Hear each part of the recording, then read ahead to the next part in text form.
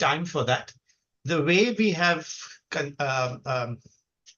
scheduled this is we start with Dr. Shilpi Srivastav. She's a research fellow at IDS Sussex, one of the leading development think tanks, and for example, participation related a lot of new ideas and thinking and leaders came from that. We have Akhil Srivastav from India Meteorological Department, which is, as I said, celebrating 150 years for its presence and is very much at the forefront of climate science and early warning. Just recently, during their celebration, there was a World Meteorological Organization which recognized the lead role IMD has played in extreme heat and how they've turned around in less than half a decade. The way early warning, which used to be supply-driven, is now becoming demand-driven. So that's credit goes to the team there. And of that team, Dr. Akhil Srivastav is a member. So he's going to be there. We also have Chaitra, who is a PhD scholar with Indian Institute of Technology, Delhi. But she's also working on some of the cutting-edge work on climate sciences currently, mainly in and around UNFCCC, but also she's looking at the shifting extreme precipitation from west to east, from east to west. And that's something she's going to talk about. And I welcome you, Chaitraji. We have Hari Prasad, VM, again a PhD scholar from Bombay. So we are very heavily loaded in terms of IIT's presence. India's some of the leading, not some of the leading institutions in science and technology. And I think somebody's mic is on, if you would kindly put it on. So we have him, and he's going to look at both anticipation, but also relocation and saving lives. I mean, how is anticipation in action? And something on that, he's going to talk from Wayanad, Kerala. And I'm fully aware that there are a lot of, there is nothing concluded around that. So his perspective would be useful. And I hope nobody takes this either as a criticism or even as a praise about, what is being done. We are all trying to understand things better so that we can take better action in future. So the overall purpose is to make people of India, people of South Asia safer. So that's the perspective Hari Prasad is coming from. And then we have Megha Sheth, who is a gender perspective and green drought. She's going to talk about, and she's a research person, but I've always seen her in action, mainly organizing women's groups in the field around agriculture, farming, around major issues of ownership of property, land, especially in the rural India. And she's going to present gender perspective. We have question answers after that. And then I would conclude in terms of emerging pathways for anticipatory action, the way ahead. Where do we go from here? Before we request Shilpi Ji to give the opening remarks, I wanted to mention 4 or 5 points which are coming up for you to keep in mind when you listen to these presentations and see them. And one is our own work of AIDMI with the British Red Cross anticipatory pilot work in the delta areas of Lower Sundarbans in 2014-15, when that evaluation we were doing. Since then, we've seen anticipatory action becoming more well-defined, more robust, widespread, upscaled. And there are 4 or 5 areas where all these discussions can be located. One is the urgency of anticipatory action. And that's something very important, especially 2024 South Asian floods. It very clearly made clear that urgency of anticipatory action cannot be underlined more. The second part is the complex hazards in anticipation. So we are not anticipating just floods, though that itself is very difficult, but we are anticipating floods after an extreme heat or we are anticipating hailstorm between two extreme heats. So that's something, that anticipation is far different than something that 5 years ago or in 2014 when they were describing anticipatory action. So that's the reality, very rapidly, urgently changing, deteriorating climate change. The third is the inclusive approach. And in a sense, anticipatory action is found to resubstantiate the disparity, inequality. And please keep in mind when you listen to this, that how that is happening, but also how that cannot be happen. We can actually change that. So equity must guide our climate response, and that's something very much presentation here. A fourth is about the innovations, that both doing anticipatory action, but here more about research, how various innovations can take place. There are other innovators such as visual methods, but we haven't been able to put all the work here. Maybe we should have something second round around that. But there's a lot of innovation taking place around innovative research.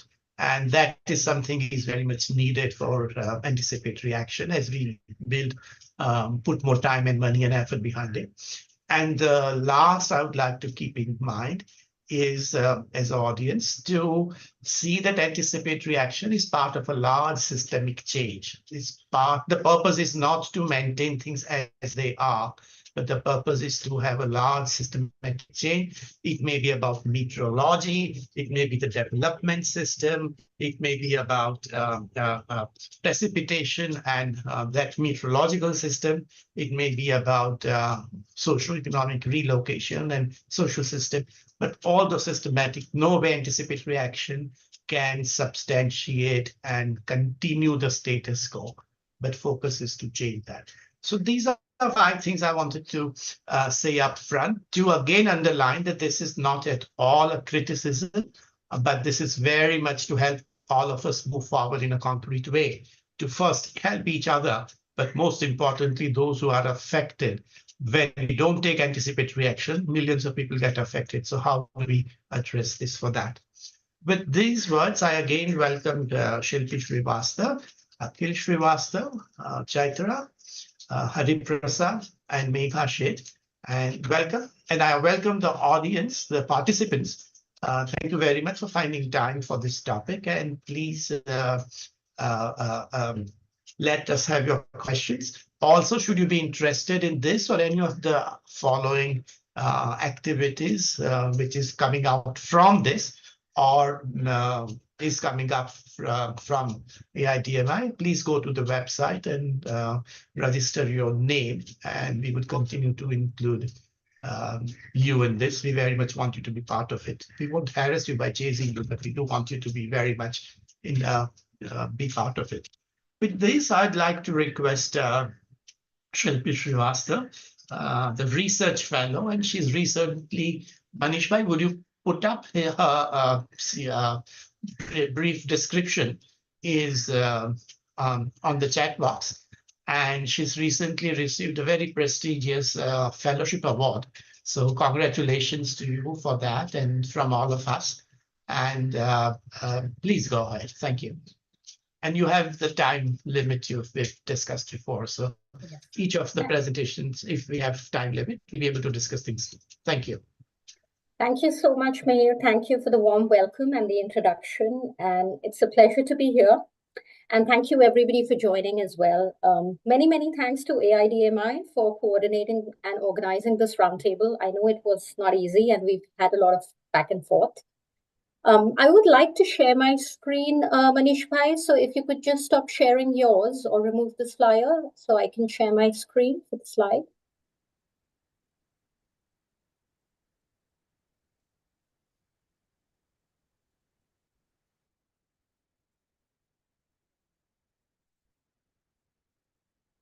I think you just need to stop sharing your screen. Okay, great. Give me a moment, please. Yeah.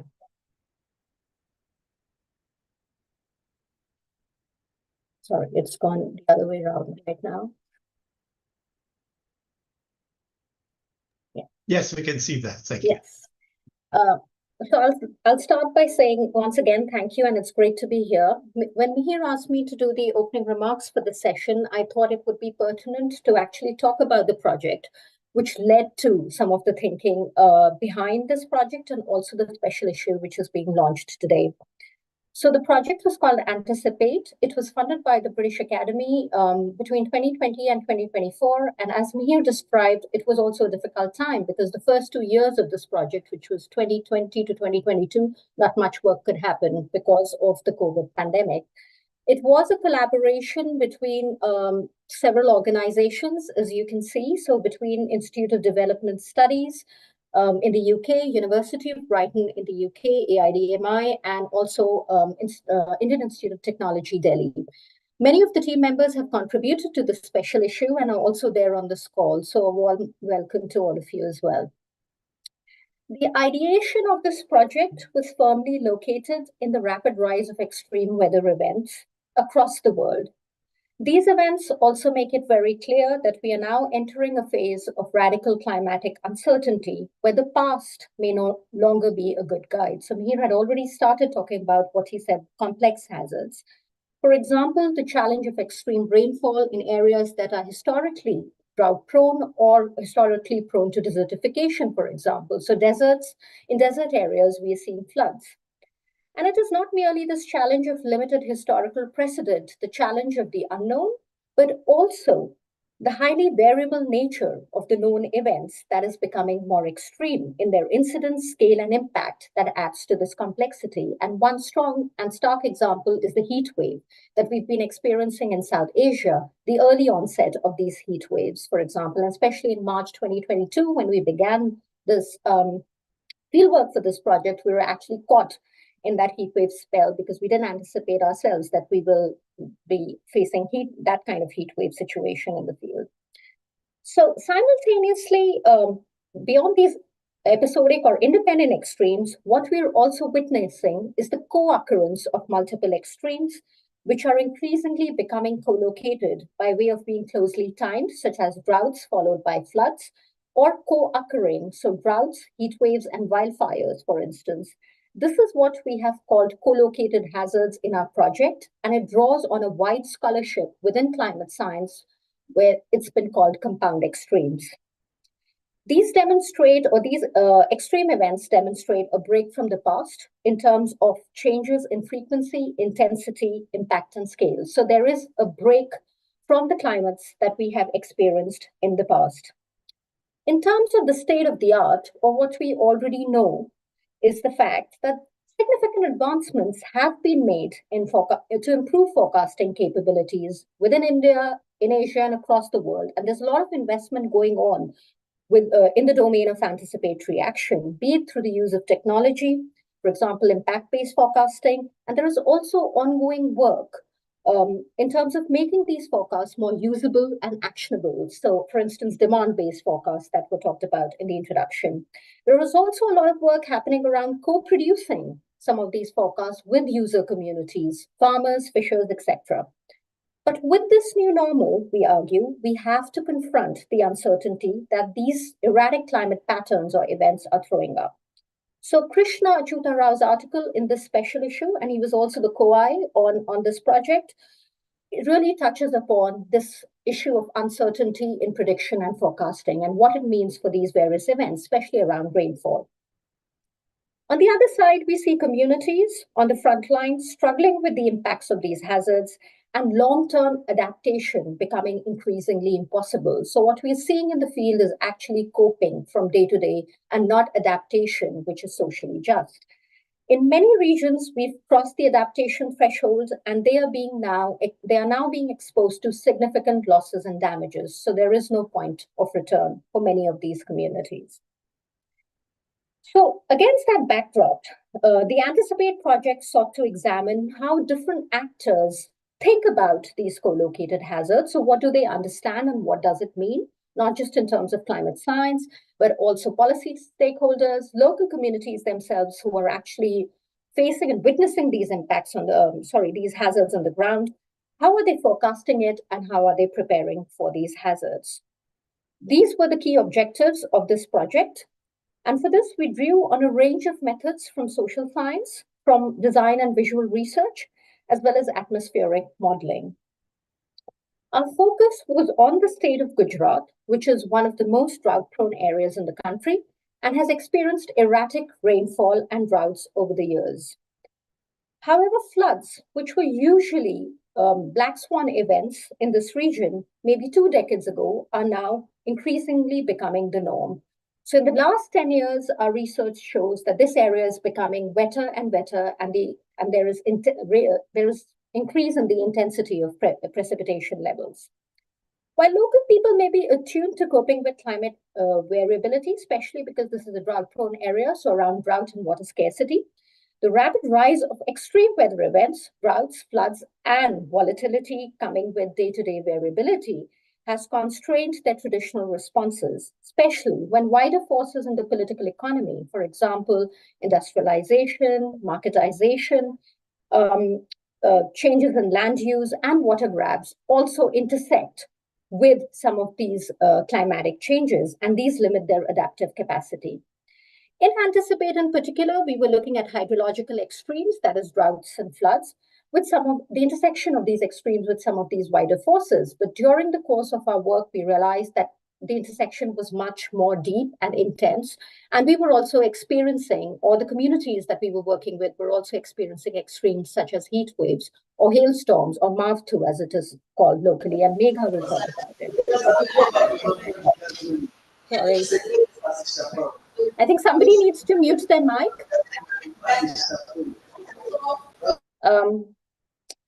So while my colleagues, Megha and Chaitra, will actually delve into some of the findings that we have from the social science and atmospheric modeling work, looking at what we found in the course of these 4 years in the region that we were working with, some of the key takeaways that we have, which very much correspond to with what Mihir was touching upon towards the end of his introductory talk, was it's really important to understand when does a hazard become extreme. So of course, there is a modeling science to it where it's characterized as an extreme, but when does it become extreme for people on the ground? So many a times it may not be extreme in the case of models, but when it's experienced by communities, it has extreme impact.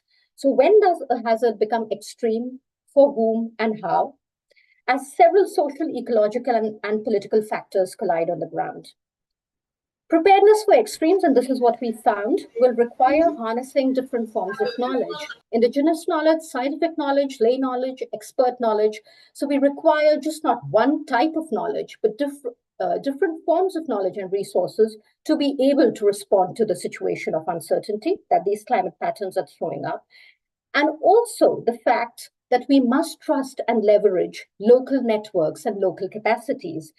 These are already playing a very important role, as we found in our fieldwork and in our study, in terms of absorbing shocks. So in our own work, we found Mandi, which is local agricultural market where farmers sell their crops, and dairy, which was in the village, actually acting as key pivots for absorbing shocks when these extremes were being witnessed by the communities.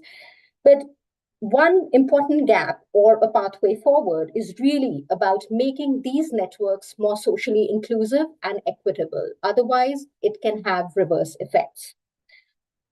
Another important point which we realized at the end of the project was thinking much more centrally about agile adaptive systems, which the local networks actually, in fact, were doing on the ground, but there is a problem of scale there. So how do we reimagine our institutions to be more flexible and agile and adaptive so that they can respond to uncertainty? Because we can no longer predict and act. We have to be ready to respond to these situations as they arise, because complete information is not always possible in this instance. So these are some of the key takeaways that we had from this project. We've elaborated on this and touched upon these issues in our special issue that you can see on the screen, and that I think Manish Bhai is also going to put in the chat box. He's sharing the link. But more importantly, we also intend to take these ideas of institutional preparedness to climate extremes forward with this new UKRI project that Mihir was mentioning about. So it's called the Future Leaders Project. It's funded by the UKRI, and it is really about reimagining preparedness under climate extremes, which is going to be a 4 to 7 year long project starting at the end of this month. And we are going to look at some of these issues in that project in terms of how do we then reimagine our institutions in the context of uncertainty. So I'll stop there. Thank you, and looking forward to the discussion. Thank you. Very succinct and to the time, so I need to remind you. If the rest of the panel members also do that, we'll be not on time for enough questions and back and forth. Dr. Akhil Srivastava, who is a scientist at the Intermeteorological Department, I request you to give the keynote in terms of the role of IMD in anticipatory action and what are the things that have changed, what are the things which are coming up, especially as you move into a major campaign for early warning. Mission Mawson, thank you. Yeah, namaskar and good evening to everyone. Thank you, AIDMI, for hosting this very important, relevant roundtable conference, and also for inviting me for presenting my views and, of course, what IMD is doing with respect to these anticipatory actions and this climate extremes related things. So I'll just share my slide. I hope my slides is visible to everyone. Yes, it is. Fine. So I will talk about the role of Indian Meteorological Department in anticipatory action and recent initiatives with respect to heat waves. Although this presentation is created for heat waves, but the similar strategy is there for other weather events like for rainfall and for different other extreme weather events also.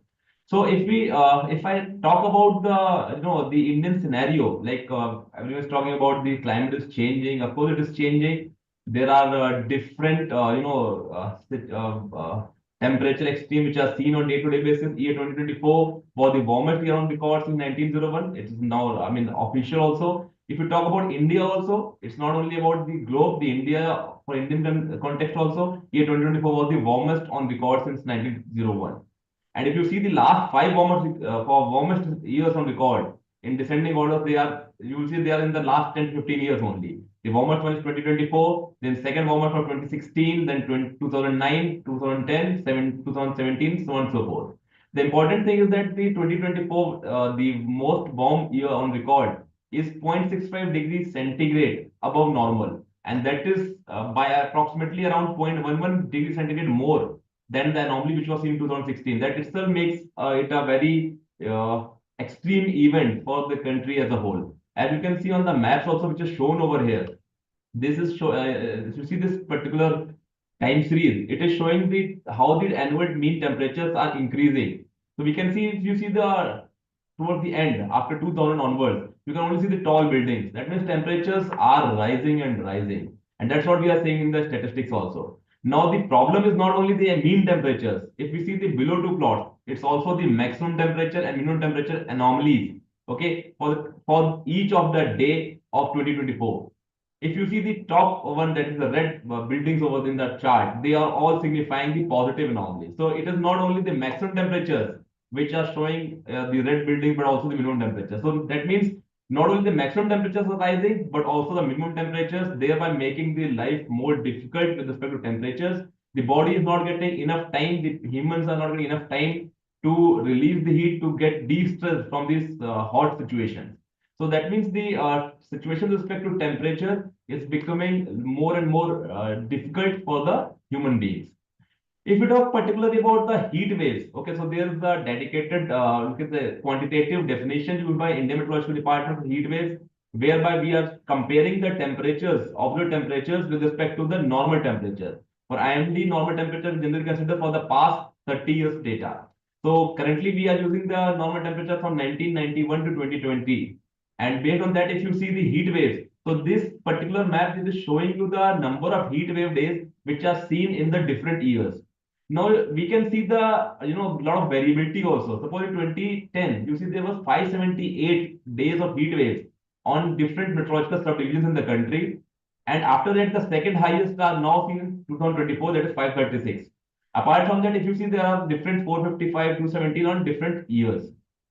Also, this is for the complete year, that is considering the months from March to June. If we see for different months also, there's a lot of variability. So that means there is no fixed trend that what kind of situation we are going to encounter in the next particular season, or what is going to happen. Okay, what is going to happen, in the next year or the next month. So these kind of problems are making the life more difficult to anticipate and plan according to these activities. So to counter these kind of activities, what IMD has come up in the past few years, IMD has started issuing the seamless heat wave forecast and warning process. It has adopted this kind of process whereby now the forecast for heat waves, it is issued considering the different kind of temporal and spatial domain. When I say temporal, it means there is a seamlessness in the forecast so that none of the time period is left out for with respect to the different kind of actions which could be taken based on the warning or the forecast issued by IMD. In that particular sense, IMD issues the seasonal range outlook for temperature as well as heat wave. When I say seasonal range outlook, that means at the beginning of the season, that is in the beginning of the month of March, the outlook is issued that how or what kind of heat waves are expected during the next 3 months. That means in the starting of March, there will be an idea for everyone to understand and know what kind of heat waves are expected over different parts of the country. Also, with this addition to this 3 month monthly outlook, seasonal outlook, a monthly outlook is also issued, which tells what kind of heat waves are expected in the coming next 1 month. So that means now there is the continuity from season to month, and from month we are also issuing the forecast for next 2 weeks. That is called as extended range forecast. It is issued on every Thursday. So in this forecast, we try to explain what kind of heat wave or what is the probability of heat wave occurrence in the next 2 weeks in different regions of the country. This is then again complemented by the medium range and short range forecast, whereby for next 5 to 7 days on day-to-day basis, we are issuing the forecast and warning and what kind of heat waves can be expected on different district and meteorological subdivision basis. Now, this forecast is issued and disseminated to all the stakeholders, disaster management authorities, to different communication mediums, including website, email, social media channels, etc. Now, whatever I was just discussing about here, so this kind of forecast is issued for different kind of time scales. As you can see on the left-hand side top map, this is showing us a kind of a forecast for heat wave days which was issued in the month of April for the 3 month period, it's April to June. So it is telling us about the regions where more than normal heat waves are expected in the coming season. Similarly, if you see on these two maps, this is showing the extended range, whereby this color shading, it is showing the different kind of probability for different regions for the next 2 weeks wherever heat wave are expected. In addition to this, every day I'll map something or information similar to this particular map is issued, which is showing on what particular meteorological subdivision and in what district the heat wave is expected and with what kind of severity using the color coded warning messages, that is green warning or yellow warning, orange warning or red warning, depending upon the actions. Now, what the forecast issued by IMD for different lead time, it invokes different kind of anticipatory actions within IMD and with different stakeholders. What kind of actions are expected? Suppose if we are issuing a seasonal outlook, so within IMD, what we expect is that whenever we are issuing a seasonal outlook specifying the heat wave, suppose they are expected to be on the higher side than the normal over Gujarat, then the Gujarat region and the Gujarat meteorological centers, they are expected to take up more monitoring exercises, pre-season exercises, some mock drills, more model analysis, etc. Climatological extremes, they are all revisited, and all these things of kind of things are taken up. So this is for the within IMD offices also. Apart from that, for outside IMD, that means all the other stakeholders, it is a time that all the supplies etc. have to be ascertained. All the preparedness measures have to be ascertained. If any kind of training etc. or familiarizations are required, that has to be done. Any mock drills etc. are required, that has to be done. So this gives an opportunity for the different stakeholders, disaster managers etc. to take up these kind of anticipatory actions 3 to 4 months in advance. So once this kind of this, then all the kind of supplies, suppose you need some kind of ORS, solutions, etc., or you need to put up some cool shades, etc., that has to be taken up all these things in advance. When we are going for the extended range forecast, what is expected is that suppose heat action plans which are being developed, they have to be triggered, they have to be make sure that all these requirements for those plans have been already in place and they can be activated at any time.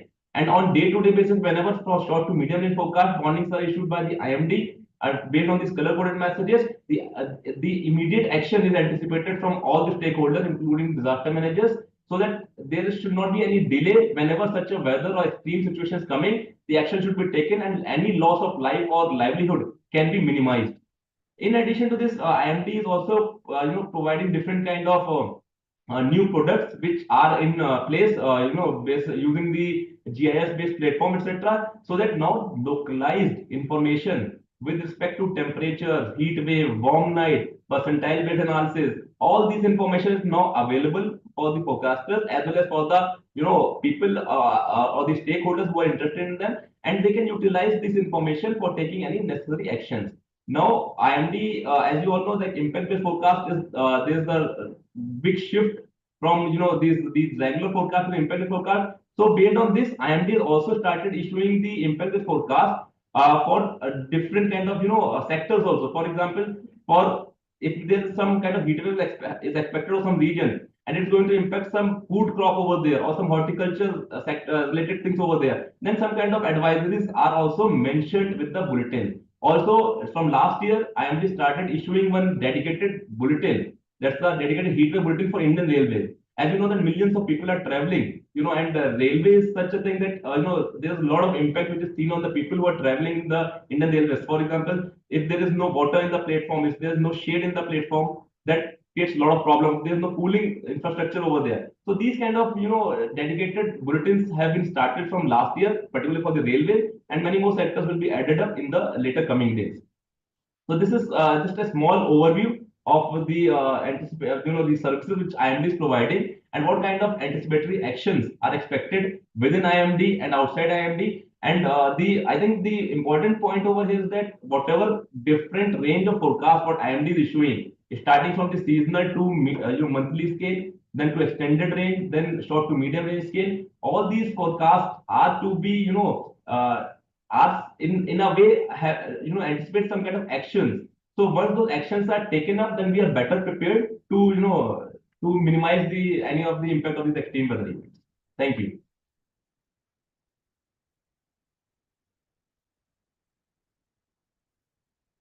Oh, thank you, Dr. Srivastava. This is you make it seem simple, but when one looks at the scale at which this is happening in India, and also the variety and diversity of audiences that you're trying to reach, this is absolutely a major achievement, and congratulations to you and your department for that. No way the work is finished, but to reach this stage at this scale is really, really very difficult, and you've done that. Thank you very much. We have now the next panel member, and we are going to look at shifting extreme precipitation, and Chaitra is going to help us do that. She's studying at IIT Delhi. Manishbhai, if you would kindly put up her details. Thank you. And she's worked on this project on the ground as well.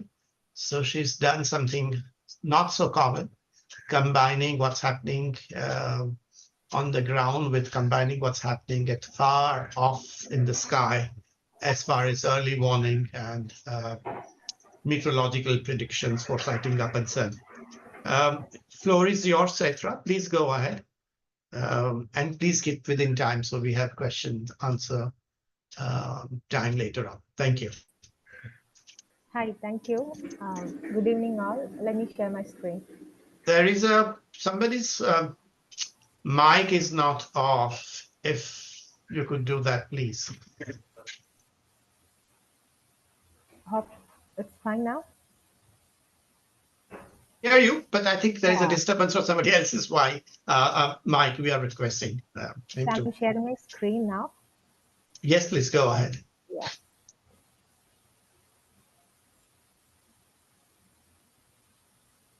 So if you're able to see the screen right now, is it visible? Yes, we can see that. Okay. Okay. Good evening, everyone. I'm Chaitra. I'm a PhD student at the Center for Atmospheric Sciences, IIT Delhi. So today I'll be presenting on the topic shifting extreme precipitation patterns in a warming world. So, in the recent years, we have seen a notable increase in extreme weather events around the world, which can be attributed to global warming. So, this figure here is from the sixth assessment report of IPCC, showing the observed global mean surface temperature change relative to the pre-industrial period, which is from 1850 to 1900. So, you can see that the temperature has increased by approximately around 1.2 degrees centigrade since the pre-industrial period. It also shows that the warming trend has accelerated in the recent decades. So now, in this figure, using climate models, it is simulated how the global mean temperature would have been if only natural factors were involved, which is the solar forcing or the volcanic forcing, which is given in this blue line with this shading here. Now, if we include human factors such as the greenhouse gases, aerosols, and the other changes humans have made to the system, we'll find that the model simulate the red line here with this yellow shading, which matches with the observed temperature record, which is given in the black line. So clearly, human influence is explaining the changes that we have observed. So now here, this figure is also from the IPCC showing the observed changes in hot extremes and confidence in human contribution to the observed changes. Here, the world map is represented with sort of hexagons. You can see that most of the world regions, hot extremes have increased, which is shown in like brown color here. And where we see three dots means the confidence is high in attributing these changes in hot extreme to human activities. So when it comes to when it comes to precipitation extremes, this is the same sort of map representing changes in heavy precipitation. And here green color indicate increase in extreme precipitation. And if we focus on South Asia, SAS here, uh, we can see that the extreme precipitation has increased. But to attribute this to human activities, there is a low confidence because there are limited number of studies to support this kind of fact in this region. So IPCC has assigned a low confidence over our region. So here I'm going to show the analysis of two extreme precipitation indices. The first one is called R95 P dot, is the total precipitation when the rainfall greater than 95th percentile. And basically R95 P dot is a way of measuring extremely heavy rain events. Higher values of R95 P dot indicate really heavy rainfall, which can lead to flooding. So the next one is CDD, is the consecutive dry days. Or CDD is the longest dry spell. High value of CDD is an indicator of long periods without any rain that can lead to droughts or water shortages. So if you look at here, we are going to see how much does it rain extreme in different parts of the country on an average, and how extreme rainfall pattern uh, have have been changing over India. So generally, you can see intense extreme rainfall along the western coast, followed by northeastern regions and the central Indian regions. And if we look at the over the last 30 years from 1985 to 2014, we can see a noticeable increase in extreme rainfall along the west coast with a significant increase in the Gujarat region, while northeastern regions are experiencing a strong decrease. Now, when it comes to dry days, the northwest region is generally experiences uh, high values of CDD, followed by the southeast peninsula regions of Tamil Nadu. So, if you look at the changes in dry days, we could see a significant decrease in the length of dry spell over Gujarat region. Now, here we see an example of one of the important natural modes of variability influencing extreme rainfall over the country, which is ENSO, or the El Nino Southern Oscillation. is a variability associated with the sea surface temperature changes in the Pacific Ocean. So ENSO has two phases called the El Nino and La Nina. Here we discuss how these two phases of ENSO is modulating the extreme rainfall over India. So you can see that during El Nino years, we typically observe decreased extreme rainfall and an increased uh, and increased number of dry days. So the last year, which is from 2023-2024, we are in this El Nino phase of ENSO. So during La Nina, in contrast, during La Nina years, we see increased extreme rainfall and a decrease in the number of dry days. So from 2020 to 2023, we were in La Nina phase. So these variations in weather patterns associated with ENSO can have significant implications for various aspects, from agriculture to water resources and beyond. Now, I'll discuss how using the simulation from the CIMEC-6 climate model intercomparison project, which provides simulation to understand past, present, and future climate. So they provide individual forcing simulation to isolate specific effect. So they provide simulations such as IST AR, which is aerosol only forcing, GHG only forcing, natural forcing only, and the combined one is called HISTOL or the historical forcing. So here we can see that both, so the greenhouse GHG is given in the red line, the aerosols are given in the blue line, and the black line indicates combined forcing, and this thin dotted green line indicate the natural variability. So both greenhouse gas and aerosol forcing show distinct trends. You can see starting around the 1950s or after the 1950s, where greenhouse gases are seen to increase extreme rainfall, whereas aerosols seem to decrease extreme rainfall. So now, when it comes to the linear changes, here it gives the change in percentage per decades, and the period is from 1905 to 2014. So in the historical or the all forces combined shows an increasing trend except for the east central region. Whereas in the GHG, you can see overall India there is a positive trend. However, the magnitudes are heterogeneous across India. Whereas the aerosol patterns, it shows an overall decrease specifically in the east central India.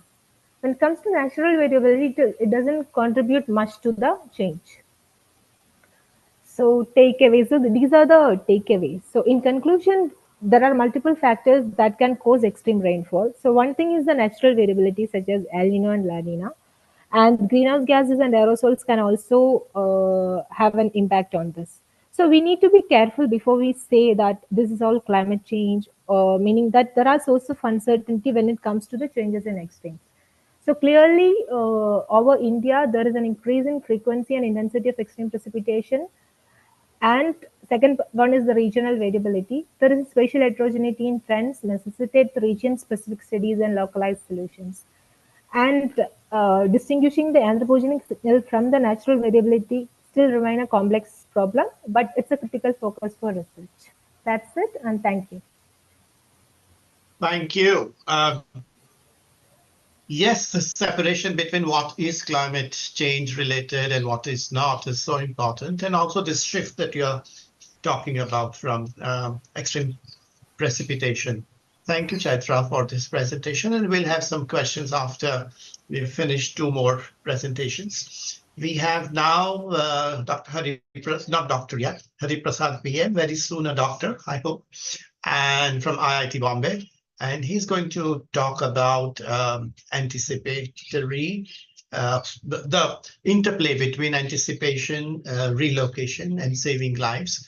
And he's taking case study of Wayanad in Kerala. We can see your slide, sir. And yeah, you can go ahead. We can see your slide. Thank you and welcome. Manish bhai, if you would put a brief. Am I audible? You are audible. Thank you. Yes. Hi, good afternoon, everyone. Good So afternoon. I'll be speaking about anticipation and saving life, a case of a landslide and disaster risk in Wayanad.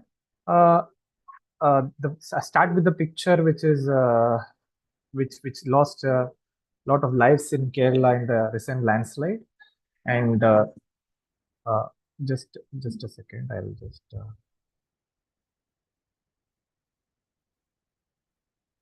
So this is the background of the study. So I have been working in this area since 2019. After the 2018 floods, I was working at the national NGO called Seeds India for 8 months. And I come from the neighboring district of Kannur.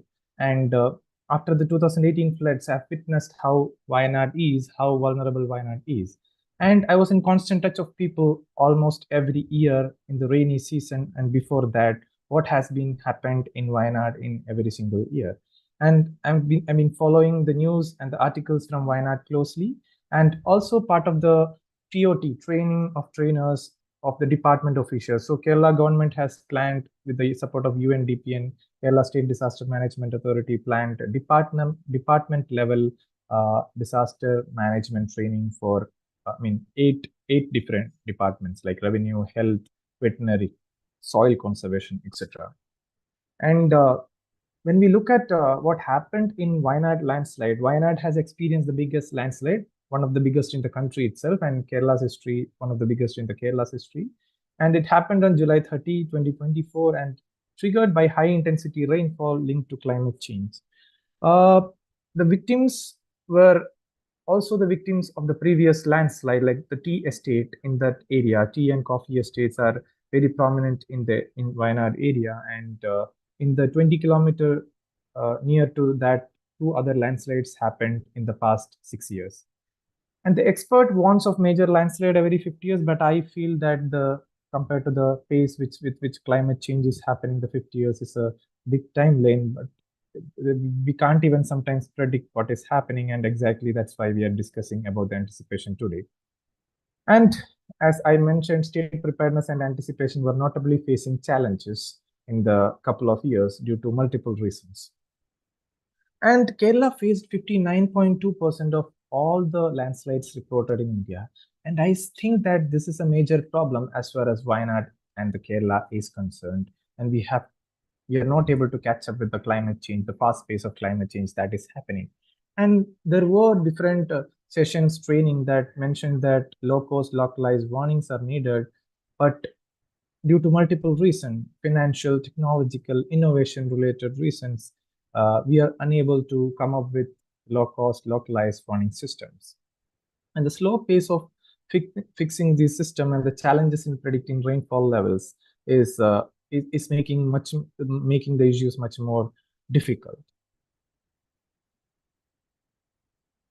So when we look at what happened in Wayanad landslide, so the alert was orange alert on the day of a landslide. After landslide happened at 6 o'clock in the morning, that turned to red alert.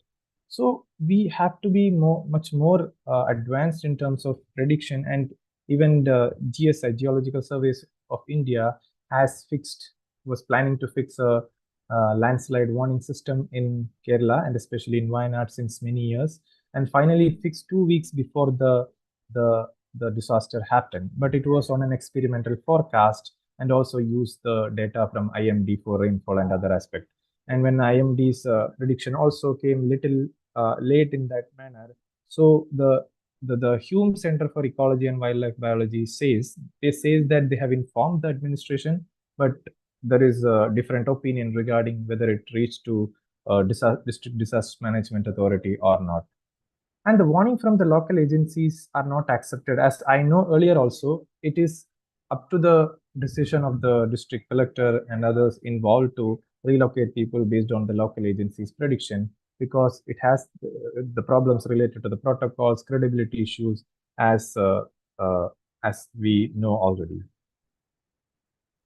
And anticipatory action, as we say, it's a forward-thinking approach to mitigate before the disaster strikes. And departments in Kerala and I think across India, different departments often fails to converge to work together, and there are multiple aspects like dam management, multi-purpose dam, who will be in charge of what, and how the flood is managed, etc. So there is multiple hindering collaboration, and the power hierarchy also. Revenue department versus water resource department versus tribal department versus. So we are still at different lines in terms of being together in a comprehensive manner. Some initiatives were happened, especially in Munnar in 2019, where the expert has discussed possible way to prevent landslide, focusing on low-cost warning system and comprehensive data on landslide in the state. But somehow we could not go ahead much with that, even though the Kerala recover with dignity, rebuild Kerala better, many plans have been happened, but the continuous COVID happened after that in 2020 for 2 years, and uh, again the rain has caused havoc, and finally in 2024, uh, the Wayanad has suffered a serious landslide. And to conclude, I should say that the slow pace in implementing warning system and need for enhancing the localized data, how we can use localized data better is an important aspect. And community knowledge is also essential for mitigation and preparedness. Why I'm saying is that the landslide where it has happened, a tribal man has informed the forest authorities that there was a crack in that area where the landslide happened long before.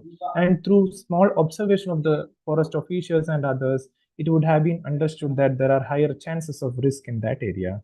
But his observation was being neglected. And after the landslide happened, the news channels covered him and asked, what was your opinion? What was your information that you passed 6 months back to the government? Also, there is a transdisciplinary team is needed at local level as well, and to prepare a separate strategy for scheduled class and scheduled tribe communities, scheduled caste and scheduled tribe communities, because their coping capacity and the resources to cope will be much different from what others have, and most of them are impacted because most of the landslide itself happened in Wayanad is inside the forest rather than what had happened outside. So the rainfall, extreme climate change is extreme rainfall is majorly the reason, and we have to save these lives. And relocation is very challenging in the land constrained places with highly populated Kerala, highly densely populated, and willingness of middle class and upper middle class, non-willingness of middle class and upper middle class to locate or relocate, and many of the places will be uninhabitable in that manner. So we have Thank you, Hari Prasad. Yes. Yeah, we have to technical and financial challenges, and including the localized data is crucial in anticipation. Thank you. Thank you, Hari Prasad ji, for underlining the importance of localized data, but also how individual information and institutional information can work more in harmony to support each other, achieve greater safety for the population and area. We have Megha Sheth from Anticipatory Research team with IDS Sussex, and she's going to share with us gender perspective and green route work that she's done in the field, parts of Gujarat. Meghaji, it's your floor, please, and keep it as interesting and useful, but as succinct as possible so that we can have several questions. Thank you.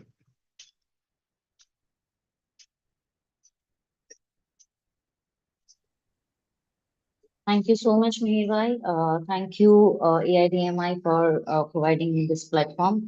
Hopefully, I'm audible and my screen is visible. Yes. Thank you. I will be taking you all to the field area of Anticipate, and we'll talk about how communities living between the drought and floods, and what is locally emerging phenomena called green drought, and how it's impacting community, and how community is preparing, especially how gender aspects is associated with the green drought. So as Mihir also mentioned, and Shilpi is also mentioning that in the region there is a variability and volatility. How two incidents of climatic extremes and in between are happening just after one another. Since our field work, we have seen, we have observed that community is coping with heat wave, flood-like conditions, hailstorms, long delayed rains, and MAV2, that is unseasonal rains, and how all these are forecasted by the IMD or by the community in itself, where they are using traditional methods called, one of them is they are observing the direction of winds, direction of clouds, and how all these forecasting methods are not exactly what IMD is suggesting, and how the traditional forecasting methods are uh, conflicting with the recent extreme environments.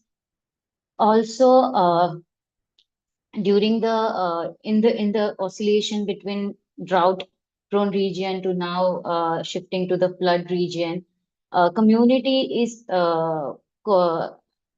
facing the challenges with water logging in the farm areas during the monsoon, as they are, as Chaitra also mentioned in the presentation, that modeling is also suggesting that the area is getting better day by day. So community is facing more erratic and continuous rainfall during the monsoon as well, and how the land or the soil is so capturing the rains, and the waterlogging, if waterlogging is done on the field.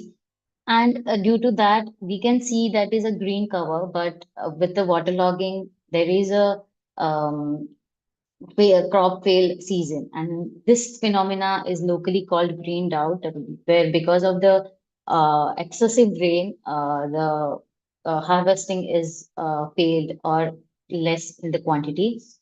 The green drought is not a traditional drought here, and it's observed that it's all the green cover, but it impacts community on their economic aspect, on their food sovereignty, and especially women, because women are associated in almost 80% of farming related work. And when such kind of extremes are happening or shifting is happening, women tend to do more work on the field as well as on the household cares and other aspect of daily routine. What are the learnings from our anticipate work is, between the drought and floods, there is invisible and hidden effects such as unseasonal rains and green drought affecting the community and especially women.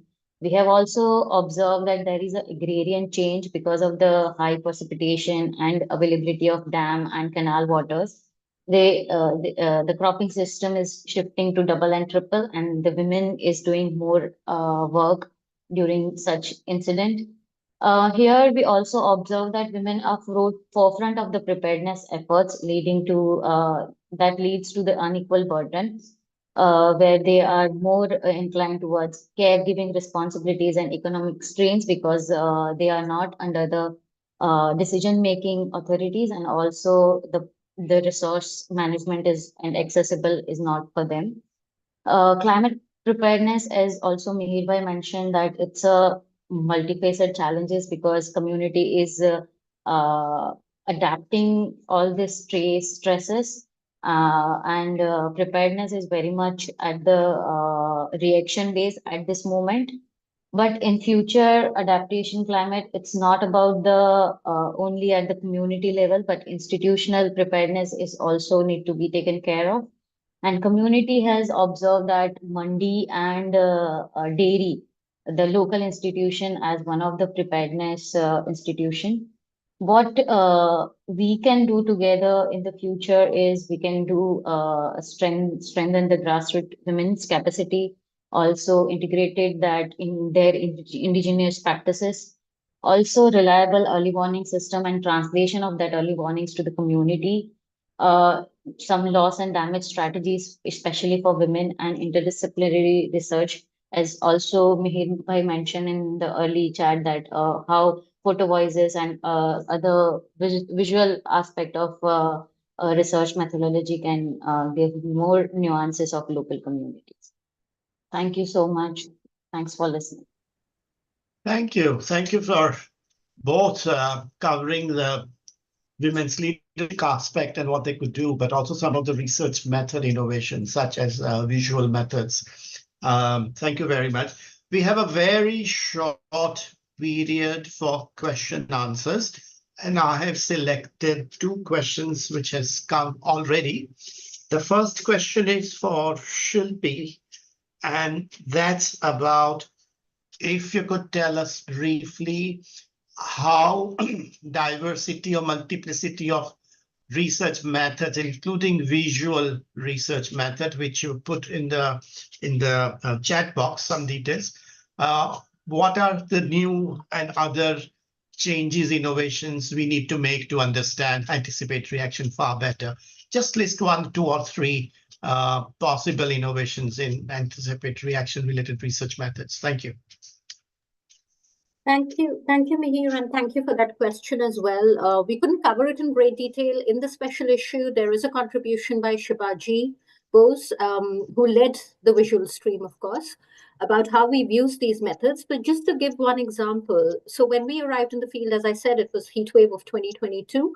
And what we have developed, because we worked in the field for 2 years, brilliantly led by Megha, we developed something called the seasonal tracker, so which was really and using photo elicitation as a method, where photos of key areas and key issues that are concerning the community were collected. There was a conversation that happened, a dialogue was established with the community, why these things or why these spaces matter, what is changing, be it the farm, the river, or the dargah, for instance, which is or the shrine, which is an important location for the community itself. And we tracked that region for over 2 years to see how this region is getting impacted. We also tracked the season over 2 years to see if there is predictability. If we've experienced heat wave in March 2022, will it be similar in March 2023? And it wasn't, because we were back in the field in March 2023 and there was unprecedented hailstorm in that period. So that was one way in terms of capturing really the everydayness of extremes from month to month, and how just not climate change. So this is one thing that I want to reiterate, what visual methods really, and also qualitative methods helped us nuance this a bit, was it's just not climate change. It's the intersection of climate change with social aspects of vulnerability, which make the impact very extreme. And this intersection can really be unpacked with a combination of methods, not just qualitative, not just modeling, but all of them combined. I hope that answers the question to an extent in a brief way. Yes, it is good to start with. And of course, you can be in touch with us, either of us directly or through AIDMI, and we'll be able to have a lot of questions, so we won't be able to cover all of them. But then thank you for sending some questions in advance. The other question I want to put before we end is to Dr. Akhil Srivastava, and that is that how we can move quickly from early warning to anticipatory action. What is the link between the 2? Just very quickly, how do you see that from IMD point of view, sort of national point of view? Thank you. Yeah, actually, with respect to early warning, that's what I was mentioning about the seamless forecasting system. Now we are not issuing the forecast in bits and pieces. Now you've got a uniformity, a seamlessness prediction system is there, whereby the activities and can be planned in advance from monthly scales to seasonal scales, then from weekly scales and on day-to-day basis. So now, as these seasonal scales are planned, anticipatory action could be taken for those time scales, understanding that what kind of extreme events could happen at any different kind of regions. And similarly, as soon as the forecast reaches to the day-to-day basis, immediate actions are required on the ground. So for that particular region, the impact-based color-coded warnings are issued, and for which different kind of actions are anticipated. Now, before just finishing this answer, I just like to make a quick comment on the presentation made by Mr. Hari Prasad. He mentioned about in one of the slides that the only orange warning was issued by IMD and not the red warning for the landslide purposes. So I just like to bring it to the notice of everyone that okay, you don't have to wait for the red warning. Okay, all the warnings. That's why there are 4 color-coded warnings issued by IMD. First is green color, that means no warning. Then if you have got a this orange warning, it means you have to be prepared to take action. You don't have to wait for red warning to take the action. All warnings have to be some kind of action, some kind of anticipatory actions are required for that. Okay, thank you. Thank you. Thank you very much. And the last question is on gender, and that is for Meghaji. There are many other questions, but I'm just right now. And that is, how do we make anticipatory action which is specifically targeted for greater gender impact or reducing the impact of the risk, the disaster on women especially? How do you make that anticipatory action? What more do you need to do so that anticipatory action is in favor of women, gender equality? Thank you.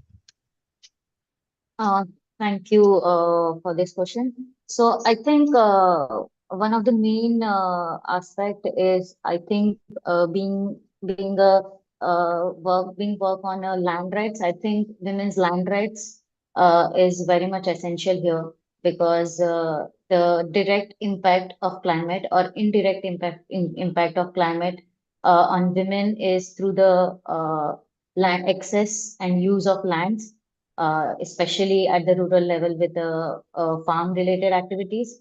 So I think with the land rights, with the access of resources, women are being more in the anticipation action and in the more confident place to anticipate and to mitigate and to adapt against this climate impacts. Thank you. And in a way, this also addresses the question that Priyambada Seal has asked about, more specific to extreme heat, that how do you communicate the problem of heat as they have been living through it for many years? I know it's something which is naturalized, sort of, but still, it's not something that they could live with. So how do you communicate that? So that's something you covered. Thank you. And of course, we will be in touch with all the specific questions that we have received. If you haven't sent a question, feel free to do that. You have the links. And now or subsequently, if you have a afterthought, feel free to do that. It's my task to now sum up in terms of way ahead and action part. And this is what I have drawn from what has been said so far, that what are the next steps that attract our attention for action from this extremely vulnerable roundtable panel, extremely valuable roundtable panel. And let me list a few actions, which are, first is this integration of local anticipatory knowledge with science and technology. And of course, Hari Prasad ji, you mentioned it clearly, but also Akhil, you mentioned sort of individual and institution, informing each other, early warning to each other, an actual action for each other. So how do you do that? And that's one area where more work is needed. Second area is address co-located hazards in anticipation related activities. So don't anticipate single hazard, anticipate multiple hazard, co-located hazard, compounding hazard, cascading hazards, and see what anticipatory actions are needed vis-a-vis going anticipatory actions for flood or for extreme heat or something. And that's something, again, more action as well as research work is needed. And this is what I understand from what Shilpi started out saying, and subsequently also came up in Chitra in your presentation. The third is prioritize research on uncertainty around anticipation, because anticipation itself is also happening around very rapidly changing climate and all the other features, socioeconomic aspects as well. The whole sort of planetary systems are changing so rapidly, depending how you count it, in 5, the key ones, or 11. But so when everything is changing, how do you take anticipatory action? And that's something the research in uncertainty is something which is needed. And of course, if research is needed, so is action. Fourth is improve communication and collaboration around anticipation.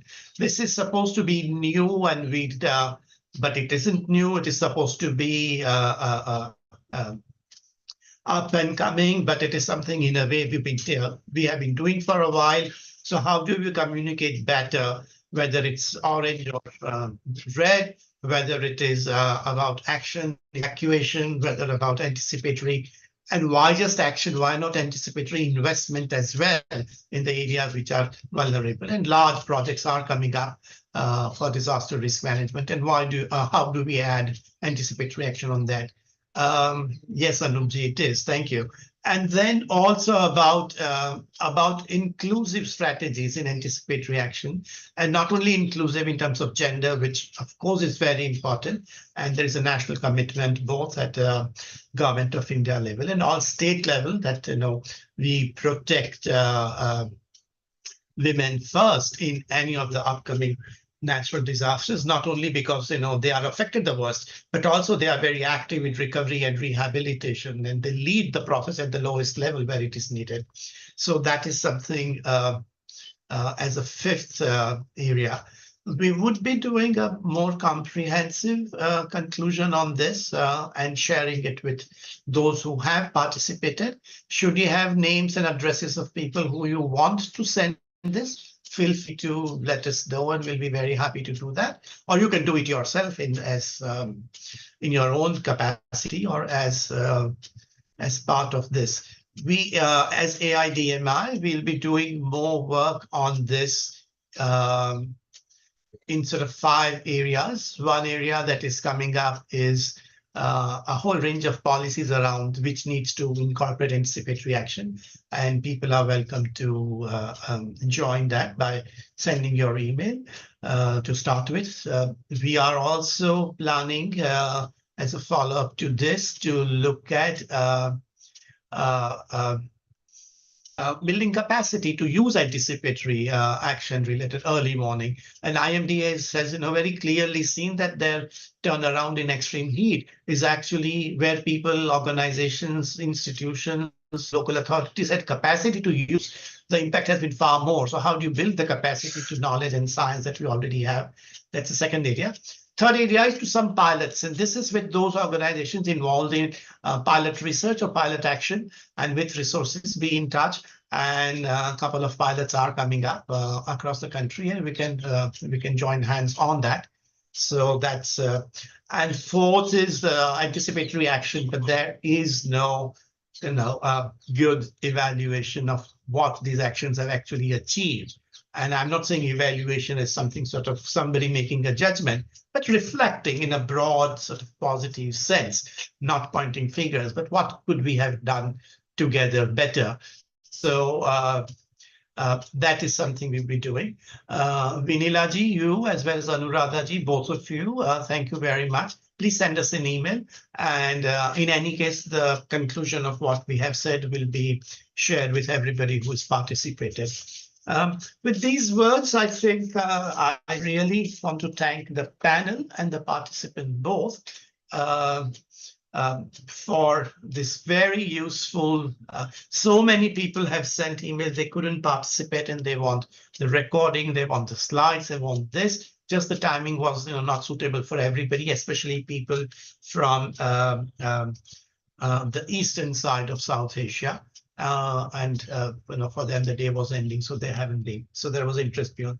I think the last thing I would like to say with this, that how do we take anticipatory action which actually transforms whatever it is done?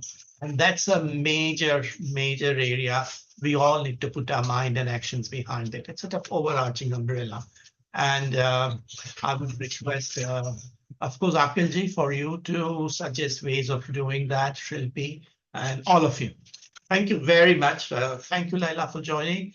Thank you, Chandiji, for joining. It's an honor that you joined us with such a solid support from you. We'll be taking further steps on that. Thank you very much. Namaste.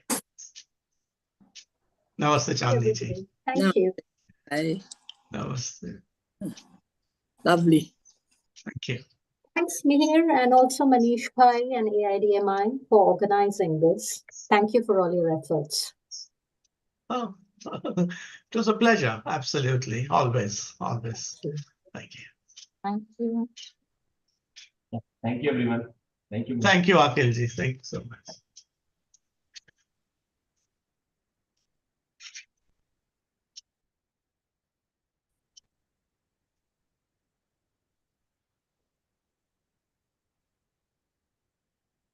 Thank you, Shilpi. Yeah, Yeah. we'll I really thank you for, it was a very good thank presentation. you. And there were just so many questions, and so many suggestions of concrete actions to be taken. I think this was not only a large group, but very interested group, committed. So yes, I could see that. We should plan a follow-up, Mihir, and when I'm in India next month, maybe we should see how we take some of these things forward. Not maybe, definitely. Please, let's just do something. This is really very useful. I thought not maybe because we are meeting, right? Yeah, we are. So not maybe, we are. We will meet, and let's take this further. Yes. It's just a wonderful group. Yeah. It's been great. Thank you. Thank you for doing this. Thank you, Akhilji, Meghaji, of course. Thank you, everybody. Yeah. Have a good weekend when it comes. Thank you. Thank you.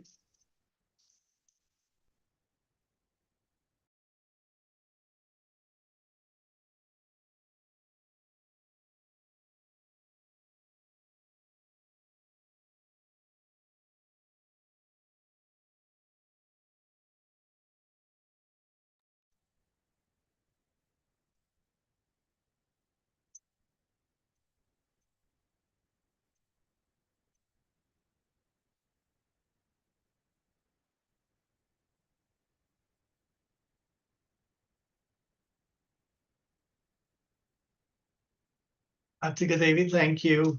Anupji, thank you very much. Of course.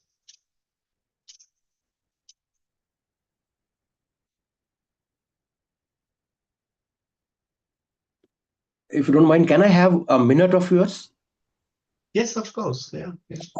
My name is Anup Khajuria, and right now, I'm in Delhi, and I have been the broadcaster in the media for 36 years.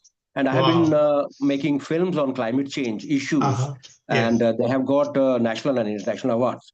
See, my one point is this, which I wanted to bring forth. That is, nothing is possible unless and until we reach the last mile, the stakeholders. You see, in technology provides us two-way communication while doing these political debates. Why can't we reach to the farmers? IMD's data is enormous, but it is not reaching on the field. Basically, I have done, my case studies in Punjab, where I try to bring all the stakeholders through my television network, whether that be the Krishi Vigyan Kendras, whether that be the universities, whether that be the state departments, but nothing happens, sir. This is the key thing. The information is the key thing. If the information, the early warning reaches to the microclimatic zone suffering farmers, I think a lot of things can be avoided. And I really offer my, expertise if that is to be taken, because IMD didn't take. I met the DG, but he was not interested. I met the VC of the PEU Ludhiana. He was not interested. But actually, I see the knowledge and information is the key. And if we can make it, these kind of the webs, whether through the satellite or through the web technology or Zoom technology, and reach the block level, I think things can be achieved. No, absolutely, Anupji. Number one, I've noted your name and we have your email, so we will be in touch. AIDMI, as I said, we are doing follow-up, and of course we are not the government and we don't have unlimited resources. So we will be in touch with anybody who join out of this. So please, when we write to you, please respond in terms of what you could do. And I very much agree that localization is something which everybody is pushing for, including IMD and including the researchers as well, and civil society organizations. And second is, if I may to add, is utilization. That once you have the information, how do you use it and how do you actually make a difference with that information, than waiting for even better and even more accurate information. Yes, Right now, sir, in Himachal Pradesh, what is happening is Like all the apple plants are getting, the pre-flowering, which has to be happen in the March. That is the effect. But there is no one to tell the farmers, tell the cultivators what to do. No, I mean, send us, and we would, we are not government, but we'll be very happy to let the Himachal authority know that this is what is happening, or maybe you could do it yourself. But, definitely let's take action on that. Very much. Thank you very much. Thank you very much. I'll be in touch. Thank you. Thank you, everybody else, Aniket ji, Achu, of course,